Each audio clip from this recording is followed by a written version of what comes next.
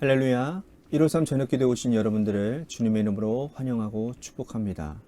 오늘도 이 저녁 시간 가운데 우리가 정한 시간, 정한 장소, 규칙적인 그런 영성 생활을 통해서 우리의 믿음이 더욱더 성장하고 또한 이 규칙적인 일들이 결정적인 순간에 큰 능력을 나타내는 그러한 은혜가 반드시 있게 될 줄로 믿습니다. 그래서 오늘도 기도합니다. 우리 같이 말씀 먼저 보도록 합니다. 갈라디아서 5장 16절 말씀부터 보겠습니다. 16절에서 24절 말씀까지 보겠습니다. 갈라디아서 5장 16절에서 24절입니다. 우리 같이 함께 한 목소리로 다 함께 봉독하겠습니다. 시작. 내가 이르노니 너희는 성령을 따라 행하라. 그리하면 육체의 욕심을 이루지 아니하리라. 육체의 소욕은 성령을 거스르고 성령은 육체를 거스르나니 이 둘이 서로 대적하므로 너희가 원하는 것을 하지 못하게 하려 함이니라. 너희가 만일 성령의 인도하시는 바가 되면 율법 아래에 있지 아니하리라. 육체의 일은 분명하니 곧 음행과 더러운 것과 호색과 우상숭배와 주술과 원수 맺는 것과 분쟁과 시기와 분냄과 당짓는 것과 분열함과 이단과 투기와 술취함과 방탕함과 또 그와 같은 것들이라.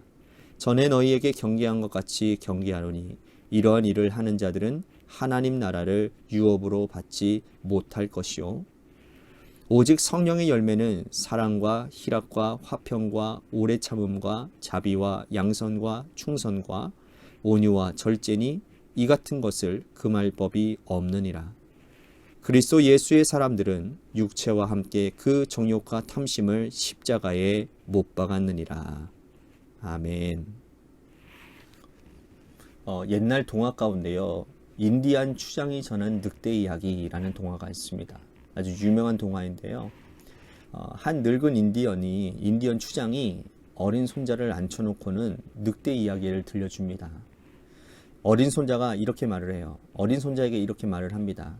얘야, 사람의 마음속에는 누구나 두 마리의 늑대가 있단다. 한 마리는 아주 악한 늑대인데 이기심과 교만과 분냄과 살인까지 서슴지 않는 세상의 모든 악한 것들을 다 가지고 있는 정말 무서운 늑대란다. 그런데 또 사람은 마음속에 착한 늑대를 키우고 있는데 그 늑대는 행복과 기쁨과 감사와 사랑, 그 외에 우리가 누릴 수 있는 모든 좋은 것이 그 착한 늑대에게 나온단다. 할아버지인 나에게도 두 마리의 늑대가 있고 어린 꼬마인 너에게도 두 마리의 늑대가 있단다. 이렇게 말하자 어린 손자는 두 눈을 반짝이면서 물었습니다. 할아버지, 그러면 악한 늑대와 착한 늑대가 싸우면 누가 이겨요? 누가 이길까요? 할아버지가 대답합니다. 너가 먹이를 주는 쪽이 이긴단다. 자, 이 이야기는 굉장히 짧지만 우리들에게 강렬한 교훈을 주는 것 같습니다. 사람이 가진 자유를 어떻게 사용하느냐에 따라서 결과가 하늘과 땅 차이처럼 난다라는 것이죠. 우리는 악한 늑대에게 먹이를 줄 자유도 있고 또 착한 늑대에게 먹이를 줄 자유도 있습니다. 여러분들은 어떤 늑대에게 먹이를 주고 계십니까? 오늘 본문에서 바울은 갈라디아 성도들에게 자유를 강조하고 있습니다. 우리는 선을 행할 자유도 있고 악을 행할 자유도 있는데 하나님의 백성이라면 하나님이 주신 그 자유를 제대로 사용하는 것이 성도의 의무다라고 말씀을 하고 있습니다. 여러분, 예수님께서 우리들에게 주신 가장 큰 선물은 바로 자유입니다. 예수님이 이 땅에 오시기 전까지 인류는 죄와 사망의 종로를 타고 있었습니다. 그러나 예수님이 오셔서 십자가에 달려 돌아가심으로 십자가를 믿는 자는 죄와 사망으로부터 자유함을 얻었습니다. 이 사실을 믿으십니까? 바울이 이 자유하는 복음의 말씀을 이 갈라디아 교회 성도들에게 전했고 성도들은 그 복음을 받고 자유인이 되었습니다. 그런데 안타깝게도 계속해서 제가 말씀드리지만 유대에서 온 어떤 사람들의 깸에 넘어가서 종의 멍에를 다시 메고 말았습니다. 바울은 이 종의 멍에를 구체적으로 뭐라고 표현하고 있냐면 율법이라고 표현하고 있습니다. 율법을 더 구체적으로 말한다면 할례를 얘기하고 있어요. 즉 여러분, 유대에서 온 사람들이 할례를 받아야 구원받을 수 있다고 가르쳤습니다. 바울은 할례 받고 안 받고가 문제가 아니라 구원받기 위해서 할례를 받는다면 너희는 율법 전체를 행할 의무를 가진 불행한 존재라고 그렇게 얘기를 합니다. 구원받기 위해서는 여러분들이 아시는 것처럼 오직 믿음 한 가지만 있으면 됩니다.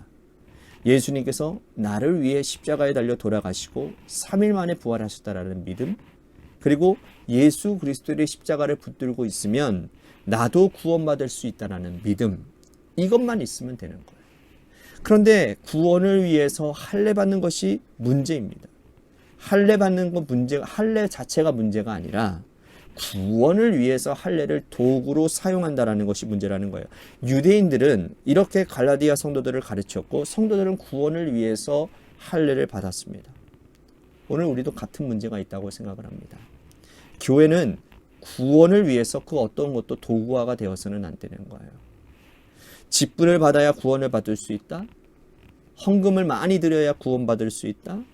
뼈가 부서지도록 봉사를 해야 구원받을 수 있다. 이렇게 가르치는 자들은 모두 이단입니다.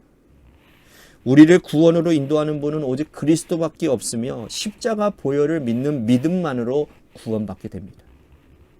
복음은 그 자체가 은혜이고 그리고 그 은혜를 붙들며 사는 우리에게 자유가 있다라는 거예요.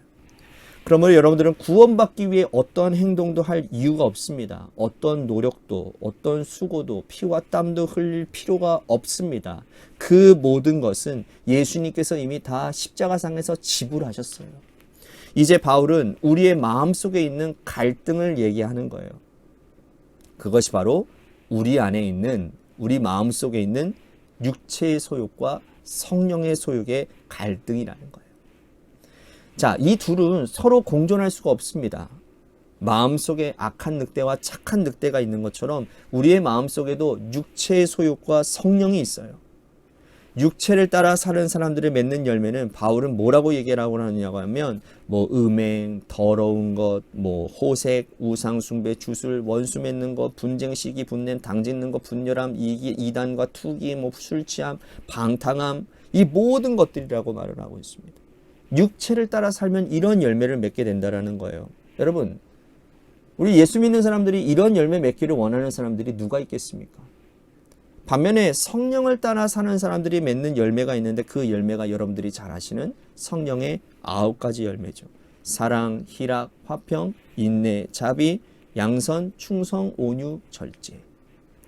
자, 누구나 이 성령의 9가지 열매를 맺고 싶어 할 것입니다. 그렇지 않겠습니까? 근데 이러한 열매를 맺으려면 성령 충만한 삶을 살아야 된다는 거죠. 성령 충만의 결과가 결국 성령의 9가지 열매로 나타나게 된다는 거예요. 자, 어떻게 하면 이렇게 살 수 있을까요? 바울이 갈라디아서에서 말씀한 것처럼 순서가 매우 중요하다는 거예요. 다시 말씀드립니다. 순서가 매우 중요해요. 우선은 하나님의 말씀을 들어야 됩니다. 말씀을 들으면 믿음이 생겨요. 예수 그리스도를 구주로 고백하고 있는 믿음, 하나님 아버지를 고백하는 믿음에 이르게 되는 겁니다. 믿는 자에게 주시는 하나님의 하나님의 선물이 곧 성령이에요. 성령은 우리의 마음속에 처음에는 씨앗처럼 떨어집니다. 어떤 이는 성령이 임했는지 임하지 않았는지 알지 못할 정도로 이 성령이 마음속에 떨어져 있어요. 근데 이 성령이 성장하고 충만하게 자랄 수 있도록 환경을 만들어주는 것은 우리가 해야 될 일이라는 거죠. 말씀 읽고 기도하고 찬양하는 그런 영적인 그런 규칙적인 기본 생활을 성실하게 감당하고 예배를 규칙적으로 열심히 드리면 성령께서 우리의 마음 가운데 잘하시는 거예요. 성령 충만의 결과는 뭡니까? 죄와 싸워서 이길 수 있는 능력인 거예요. 성령으로 충만하게 되면 우리 안에 있는 이 육체의 소욕은 힘을 잃게 됩니다. 착한 늑대에게 먹이를 주면 악한 늑대는 굶어 죽는 것처럼 우리 마음속에 성령이 충만하면 육체의 소욕은 힘을 잃게 되는 거예요. 그 성령 충만함이 지속된 후에 얻는 것이 바로 성령의 9가지 열매라는 거예요. 처음부터 열매를 맺을 수 없어요.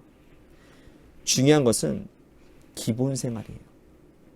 영적인 기본 생활. 다시 말씀드립니다. 어제 주일 말씀도 그렇잖아요. 우리의 경건이 능력이 되기 위해서는, 우리의 경건이 열매를 맺기 위해서는 규칙적이어야 된다. 기본적인 신앙생활에 규칙성이 있어야 된다는 거예요. 반복성이 있어야 된다는 거예요. 여러분들은 이 성령 충만을 위해서 오늘 이 자리에 나왔다는 것 자체만으로도 여러분들은 믿음이, 여러분들은 성령이 성장하는 역사를 맺게 될 줄로 믿습니다. 여러분, 열매를 원하는 자는 뿌리에 집중을 하는 거예요. 지혜로운 자는 열매에 집착하지 않아요. 뿌리를 복돋우고 건강하게 만들면 자동적으로 좋은 나무가 되어져서 열매를 맺기 마련이라는 겁니다. 이렇게 9가지 아름다운 성령의 열매를 맺기 위해서 하나님이 우리들에게 주신 자유를 잘 활용을 해야 된다는 거예요. 안타깝게도 에덴 동산에서 아담과 하와는 하나님께서 부여하신 자유의지를 잘못 사용해서 그만 죄를 짓게 되고 에덴 동산에서 쫓겨나고 말았다는 겁니다. 선택은 우리에게 있어요. 성령의 9가지 열매를 맺을 것을 선택할 것인가, 아니면 육체의 소욕을 맺는 그러한 악한 선택을 할 것인가. 하나님께서 기뻐하시는 선한 선택, 하나님께서 우리들에게 주신 자유로 말미암은 하나님을 기쁘시게 하는 귀한 선택을 하는 여러분들이 되셔서 아름다운 열매, 특히나 성령의 9가지 열매를 다 맺으시며 살아가는 저와 여러분들 되시기를 주님의 이름으로 간절히 축복하겠습니다. 오늘 말씀 생각하면서 우리 같이 기도했으면 좋겠습니다. 하나님이 주신 자유를 믿음으로 잘 사용하겠습니다. 종의 멍에가 아니라 하나님이 주신 자유를 가지고 성령의 열매를 맺도록 힘쓰겠습니다. 우리 같이 오늘 말씀 생각하면서 기도했으면 좋겠습니다. 또 한 가지 우리 교회를 위해서 간절히 기도합니다. 하나님께서 세워주신 주님의 몸된 교회가 성령 충만하여 하나님의 아름다운 열매들을 나타내는 귀한 은혜가 있도록 우리 교회를 사용하여 주옵소서. 또한 재개발 가운데 놓여져 있는 주님의 교회를 위해서도 여러분들 간절히 기도해 주시고, 육신의 질병으로 고통당하시는 분들을 위해서 기도합니다. 우리 박순식 장로님, 또한 박우자 권사님, 김은정 집사님 아버님과 또한 김호중 권사님 부모님을 위해서도 기도해 주시고, 김순환 권사님 아드님을 위해서도 여러분들 기도해 주시기를 바라겠습니다. 또한 여러분들의 삶의 자리와 여러분들의 자녀들을 위해서 기도하시다가 이 시간 돌아가시기를 바랍니다. 노래 끝날 때까지 우리 같이 합심하여 기도하도록 하겠습니다. 기도하시겠습니다.